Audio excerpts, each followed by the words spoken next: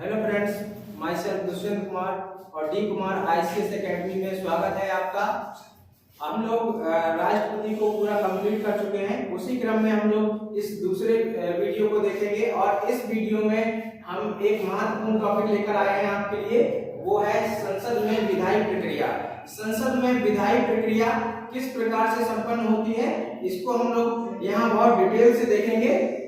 तो हम लोग सामान्य बिल से स्टार्ट करेंगे, ठीक है, और फिर हम लोग धन विधेयक को देखेंगे। सामान्य बिल की क्या प्रक्रिया है, किस सदन में स्टार्टिंग करते हैं, फिर राष्ट्रपति की अनुमति इसके लिए आवश्यक है या नहीं, तो हम लोग पूरा इसको देखेंगे। फिर धन विधेयक को हम लोग देखेंगे कि धन विधेयक की क्या प्रक्रिया है, और इसी के साथ संविधान संशोधन विधेयक और वित्त विधेयक को देखेंगे। तो आइए शुरू करते हैं। सामान्य बिल की क्या प्रक्रिया है। तो सामान्य बिल फ्रेंड्स संसद के किस सदन में प्रस्तुत किया जाएगा, तो किसी भी सदन में प्रस्तुत कर सकते हैं। हमें मालूम है कि दो सदन है, लोकसभा और राज्यसभा। तो यहाँ लोकसभा से भी स्टार्टिंग की जा सकती है और राज्यसभा, ये कोई आवश्यक नहीं है सामान्य बिल के लिए, ठीक है। बिल को हिंदी में विधेयक भी कहते हैं, ठीक है। तो आप लोग परेशान ना हो कि आप इंग्लिश यहाँ मैं लिखे दे रहा हूँ, विधेयक विधेयक भी कहते हैं, ठीक है। और प्रस्तुत करने के पूर्व क्या राष्ट्रपति की सहमति आवश्यक है? फ्रेंड्स बिल्कुल भी आवश्यक नहीं है। सामान्य बिल में ऐसा कोई जरूरी नहीं है कि राष्ट्रपति की अनुमति जरूरी है या कोई जरूरी नहीं है, ठीक है। पहले सदन में क्या प्रक्रिया होगी, तो पहले सदन में बिल 3 वाचन से होकर गुजरेगा। पहले वाचन में बिल का नाम और उद्देश्य बताया जाएगा। मान लीजिए उदाहरण लेते हैं कि पॉपुलेशन बहुत ज्यादा बढ़ रही है या जनसंख्या को नियंत्रण करने के लिए हमें कोई बिल पास करना चाहिए। एक उदाहरण लेते हैं, मान लेते हैं मानने में क्या जा रहा है, या फिर हम चलिए दूसरा उदाहरण ले लेते हैं कि प्रदूषण बहुत ज्यादा बढ़ रहा है, तो प्रदूषण को रोकथाम के लिए हमें कोई बिल लाना है। तो मान लीजिए बिल का नाम रखा गया है प्रदूषण नियंत्रण बिल, ठीक है, प्रदूषण नियंत्रण विधेयक, ये बिल का नाम हो गया। फिर इसका उद्देश्य बताया जाएगा कि ये इसके उद्देश्य हैं सदन में। और सामान्य बिल कोई भी प्रस्तुत कर सकता है, ये जरूरी नहीं कि कोई मंत्री प्रस्तुत करेगा या संसद सदस्य, यानी मंत्री या सदस्य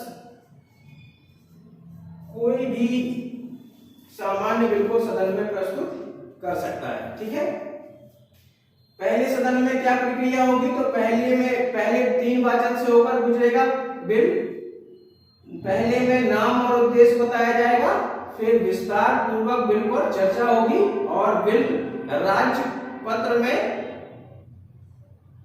रिकॉर्ड कर लिया जाएगा, विस्तार पूर्वक चर्चा होगी और फिर लास्ट में मतदान होगा। तो दूसरे सदन में बिल जाएगा फिर, ठीक है। मान लीजिए पहला सदन लोकसभा भी हो सकता है, राज्यसभा भी हो सकता है। मान लीजिए राज्यसभा में गया या लोकसभा में गया, तो राज्यसभा में फिर क्या प्रक्रिया होगी। अब दूसरे सदन में आते हैं, तो यहाँ पे भी 3 वाचन होंगे, वही 3 वाचन होंगे। पहले में नाम उद्देश्य बताया जाएगा, विस्तार पूर्वक चर्चा होगी, मतदान होगा। फिर 4 परिस्थितियां यहाँ उभर कर सामने आती हैं। वो 4 परिस्थितियां क्या होंगी, तो 4 परिस्थितियां दूसरे सदन में, यानी बिल पर अनुमति देगा, दूसरा सदन बिल पर अनुमति दे देगा। अगर अनुमति दे दी तो कोई बात ही नहीं, अगर अनुमति नहीं दी, यहाँ देखिए फ्रेंड्स, बिल पर अनुमति नहीं दी तो फिर प्रॉब्लम है। बिल को पुनर्विचार के लिए भेजा, मान लीजिए पुनर्विचार के लिए भेजा, या मान लीजिए संशोधन सहित पारित किया। पुनर्विचार की जगह हम यहाँ संशोधन भी कह सकते हैं, ठीक है। मान लीजिए संशोधन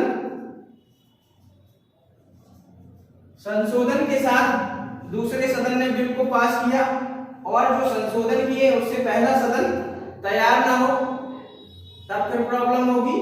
यानी यहाँ भी प्रॉब्लम है, यहाँ भी प्रॉब्लम है। बिल पर कोई ध्यान नहीं दे रहा, बिल अपने पास आरक्षित करके रख लिया है सदन ने, दूसरे सदन में। अब तो पहले सदन को होगी तो फिर क्या होगा, फिर इसके बाद संयुक्त अधिवेशन होगा।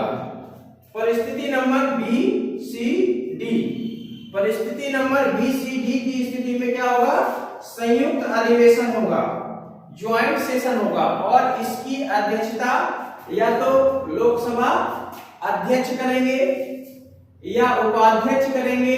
उपाध्यक्ष अनुपस्थित होंगे तो उपसभापति करेंगे या संसद का कोई अन्य सदस्य करेगा। फ्रेंड्स ध्यान दीजिए, ज्वाइंट सेशन इसकी अध्यक्षता लोकसभा अध्यक्ष करेंगे। अध्यक्ष के बाद अध्यक्ष अगर अनुपस्थित हैं तो उपाध्यक्ष करेंगे, उपाध्यक्ष भी अनुपस्थित हैं तो उपसभापति करेंगे। कौन करेगा फ्रेंड्स, उपसभापति करेंगे। और ये भी अगर अनुपस्थित है तो फिर संसद का कोई सदस्य करेगा, संसद का कोई सदस्य। ठीक है फ्रेंड्स, अध्यक्ष, अध्यक्ष के बाद उपाध्यक्ष, उपसभापति और संसद का कोई सदस्य। सभापति नहीं करेंगे। सभापति क्यों नहीं करेंगे, क्योंकि वह ना तो लोकसभा के सदस्य हैं और ना ही वो राज्यसभा के सदस्य हैं।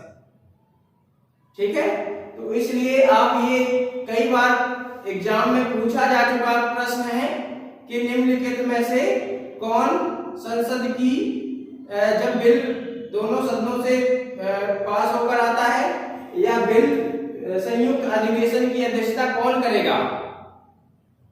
संयुक्त अधिवेशन यानी ज्वाइंट सेशन की अध्यक्षता निम्नलिखित में से ज्वाइंट सेशन की अध्यक्षता कौन सा एक अधिकारी करेगा। तो आपको ये पता होगा, अगर ये आ जाए तो आप बता देंगे कि ठीक है इनमें से कोई आ जाए तो ये करेंगे। और अगर ये पूछा जाए कौन नहीं करेगा तो सभापति नहीं करेंगे, क्योंकि वो किसी भी सदन के सदस्य नहीं है। क्योंकि सभापति उपराष्ट्रपति है और राष्ट्रपति उपराष्ट्रपति के लिए ये प्रावधान है कि वो किसी संसद या राज्य के विधानमंडल का सदस्य नहीं होना चाहिए। तो एक तो ये, अब देखिए यहाँ पे ज्वाइंट सेशन हो गया और यहाँ ज्वाइंट सेशन में बिल सामान्य बहुमत से पास हो जाएगा। फिर राष्ट्रपति और बिल, अब बिल दोनों सदनों से पास हो गया अगर, तो बिल सामान्यता कहां जाएगा, राष्ट्रपति के पास जाएगा और राष्ट्रपति सामान्यता अपनी सहमति दे देंगे। अगर नहीं देते हैं तो फिर अनुच्छेद 111 के तहत राष्ट्रपति के पास भी 4 विकल्प होते हैं। अनुच्छेद 111 के तहत राष्ट्रपति के पास 4 विकल्प हैं और वो नंबर एक अनुमति दे देगा राष्ट्रपति, या तो अनुमति नहीं देगा, या बिल पुनर्विचार के लिए भेजेगा, या बिल पर कोई ध्यान नहीं देगा, बिल टेबल पर पड़ा रहने देगा। तो फ्रेंड्स अगर अनुमति दे दी तो बिल क्या बन जाएगा, बिल जो है एक्ट बन जाएगा, अधिनियम बन जाएगी। अगर अनुमति दे दी तो बिल एक्ट बन जाएगा, और अगर अनुमति नहीं दी तो बिल वहीं पे क्या हो जाएगा, तो बिल वहीं समाप्त हो जाएगा। अगर बिल पुनर्विचार के लिए भेजा और फिर पुनर्विचार के लिए भेजा बिल और फिर दोबारा राष्ट्रपति के पास बिल आता है तो राष्ट्रपति सामान्य बिल पर भी अनुमति देने के लिए बाध्य है। टेबल पर पड़ा रहने देगा, यानी राष्ट्रपति बिल पर कोई ध्यान नहीं दे रहा, ठीक है। और राष्ट्रपति बिल पर अनुमति कितने दिन के अंदर देगा, ये संविधान में ऐसा कोई प्रावधान नहीं बताया गया है। तो फ्रेंड्स फिर से हम आपको याद दिला दें, सामान्य बिल की संसद में क्या प्रक्रिया है। तो बिल किस सदन में प्रस्तुत, किसी भी सदन में प्रस्तुत किया जाएगा। प्रस्तुत करने के पूर्व क्या राष्ट्रपति की सहमति आवश्यक है, बिल्कुल नहीं है। पहले सदन में प्रक्रिया 3 वाचन से होकर बिल गुजरेगा। पहले में नाम अध्यक्ष बताया जाएगा, दूसरे में विस्तार पूर्वक चर्चा होगी, तीसरे में मतदान होगा। और यही सेम प्रोसेस दूसरे सदन में भी होगा, लेकिन दूसरे सदन में 4 परिस्थितियां उभर कर सामने आएंगी। दूसरा सदन अगर बिल पर अनुमति दे देगा तो ठीक है, कोई बात नहीं। अगर अनुमति नहीं देगा तो प्रॉब्लम है। और बिल को संशोधन के साथ पास किया और पहला सदन उससे एग्री है तो ठीक है, राष्ट्रपति के पास चला जाएगा। नहीं एग्री है तो फिर प्रॉब्लम होगी, तो फिर ज्वाइंट सेशन वाली परिस्थिति बनेगी। डी, परिस्थिति नंबर डी में भी बिल पर अगर कोई ध्यान नहीं दे रहा है तो फिर भी ये परिस्थिति नंबर बी सी डी की स्थिति में संयुक्त अधिवेशन ज्वाइंट सेशन का प्रावधान है, जिसकी अध्यक्षता लोकसभा अध्यक्ष, उपाध्यक्ष या उपसभापति करेंगे। बोल भी नहीं होंगे तो फिर संसद का कोई सदस्य करेगा, सभापति नहीं करेंगे। और और फिर राष्ट्रपति और बिल। बिल राष्ट्रपति के पास दोनों सदनों से आएगा तो सामान्यतः राष्ट्रपति बिल को नहीं रोकते हैं, अनुमति दे देते हैं। लेकिन राष्ट्रपति के पास अनुच्छेद 111 के तहत 4 विकल्प होते हैं। अनुमति दे देंगे तो बिल एक्ट बन जाएगा, नहीं देंगे तो फिर प्रॉब्लम, पुनर्विचार के लिए भेजेंगे, नहीं देंगे तो बिल वहीं समाप्त हो जाएगा। पुनर्विचार के लिए भेज सकते हैं और पुनर्विचार के बाद जब दोबारा राष्ट्रपति के पास बिल आएगा तो फिर बिल पर राष्ट्रपति को अनुमति देनी ही होगी, टेबल पर पड़ा नहीं है। तो फ्रेंड्स, उम्मीद करते हैं ये वीडियो आपको पसंद आया होगा, और अगर आपको ये वीडियो पसंद आया तो मुझे कमेंट्स करके बताएं कि ये वीडियो आपको कैसा लगा है।